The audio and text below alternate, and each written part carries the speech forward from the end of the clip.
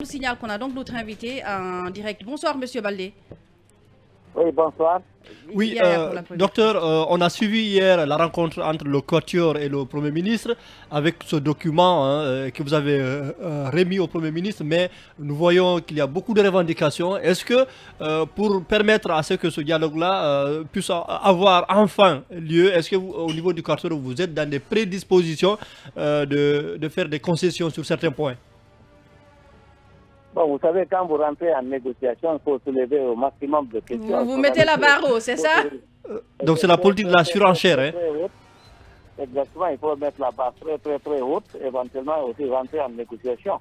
Donc d'abord, la première des choses que ce qu'on a exprimé, c'était vraiment ce dialogue. Et nous sommes demandeurs de ce dialogue. Si le Premier ministre a fait le pas, on l'a accepté. Donc ça ouvre déjà la porte à une éventualité de discussion. Donc, mais on peut monter la barre très haute et qu'effectivement, maintenant, on se met ensemble et qu'on voit que le gouvernement, en tout cas le CNRD ou le président de la République, a l'intention aussi de vraiment qu'il y ait le dialogue. Donc, nous sommes ouverts à ça. Il y a 10 points, effectivement, de revendication, mais ces 10 points peuvent être vraiment revus et discutés. Éventuellement, eux aussi vont soulever des questions, peut-être, certainement.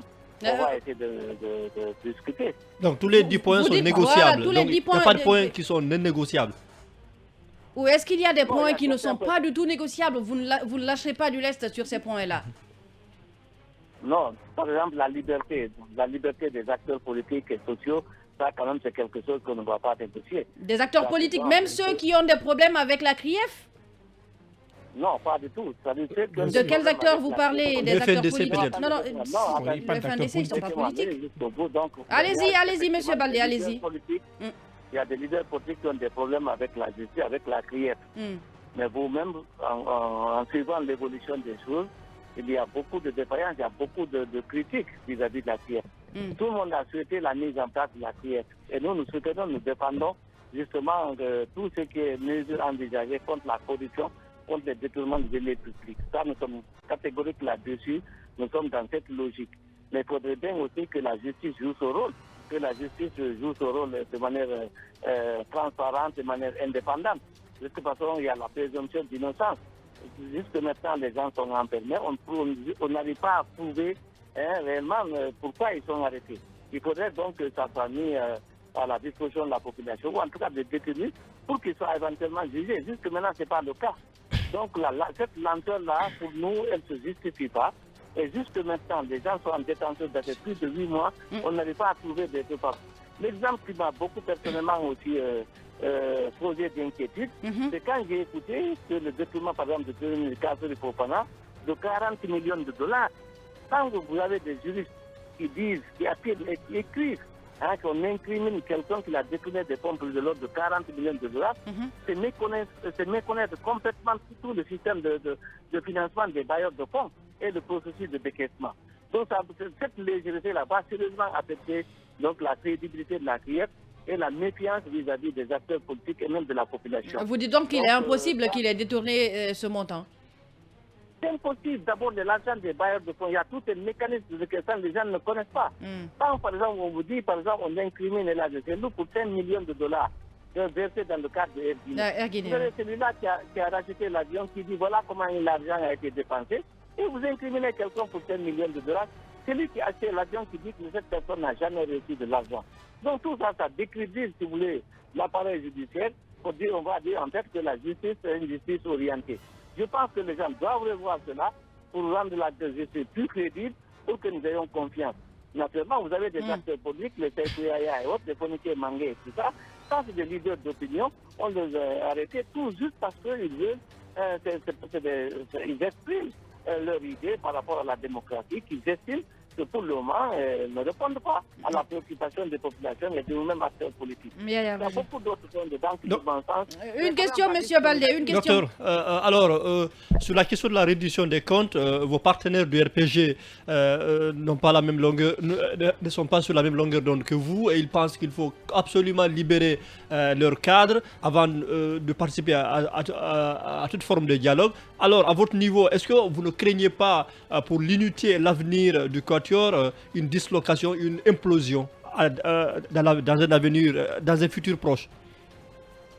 Non, personnellement, moi, de cette façon, j'ai mon nomination personnelle et je suis membre de la NAP. Il y a quelque chose que je ne peux jamais soutenir, c'est soutenir ce qui n'est pas soutenable. C'est-à-dire que les détournements, personnellement, je ne les soutiens pas. Mais encore une fois, je viens de le prouver que jusque maintenant, la justice n'arrive pas à prouver le professionnalisme et puis vraiment l'indépendance et sa neutralité. C'est des cas très importants que je viens de citer. Pourtant, quand vous parlez de l'ANAD comme ça, on a entendu des responsables de l'ANAD défendre des anciens responsables du RPG Arc-en-Ciel, notamment Fodé Oussou, qui a défendu ici dans ce studio Damaro, disant qu'il avait une gestion saine. C'est la justice de le prouver. La justice n'a qu'à aller rapidement le prouver. Ça fait combien de mois il est en détention, on ne sort pas les preuves. C'est ça aussi l'inquiétude. Nous, ce qu'on veut, ce qu'on veut dire par là, c'est diligenter la procédure judiciaire. Il faut qu'on la diligente. Ça fait 8 mois, 9 mois que les gens sont enfermés. On fait les conditions de détention ici en Guinée. Il n'y a pas de justice. Sinon, on peut même les libérer, une liberté provisoire. Mais en même temps, il ne faut pas oublier que jusque-là, la détention, elle est encore légale. Hein. Oui, mais ça c'est l'exception. Les 12 mois, c'est l'exception. Oui. Même moi, c'est-à-dire que c'est l'exception, ça 12 mois de détention sans prouver. Quand même. Sinon, à un mois déjà, il faut emprisonner quelqu'un qui n'a pas de preuve. Merci. Donc, pendant 8 mois, on cherche pas. Ouais. Merci, donc, merci. Moi, je pense pas, mais rapidement, oui, en 30 secondes. Allez-y. Donc, il y a beaucoup d'autres points que nous estimons quand même qui sont faciles. Par exemple, la liste nominative des membres du CNRD, la déclaration des biens, c'est des conditions relativement qu'on peut satisfaire. Lever l'interdiction d'activité du FNDC, ça c'est une restriction de liberté qui est en violation même de la charte de la transition qu'eux-mêmes ils ont élaborée dans notre avis et qu'on a accepté. Donc, toutes ces conditions, vraiment, pour nous, on peut les lever et aller vraiment à un début de dialogue. Merci à vous. La chose aussi qu'on ne peut pas négocier, c'est le fait qu'on mette en dehors le médiateur de la CEDEAO, qu'on reste en dehors de la charte de la transition, notamment l'article 77, où on a dit que les acteurs sociaux, politiques qui seront en face le CNRD et le gouvernement. Merci à vous, Dr Diao Baldé. Je rappelle que vous êtes président du parti Union pour la Guinée Nouvelle. Merci à tous de nous avoir suivis. Merci à tous les 3 chroniqueurs, à Mamadou Touré et à Ibrahim Assila qui était à la technique. Et à vous, merci de votre fidélité. Restez avec nous. Tout de suite, c'est le journal.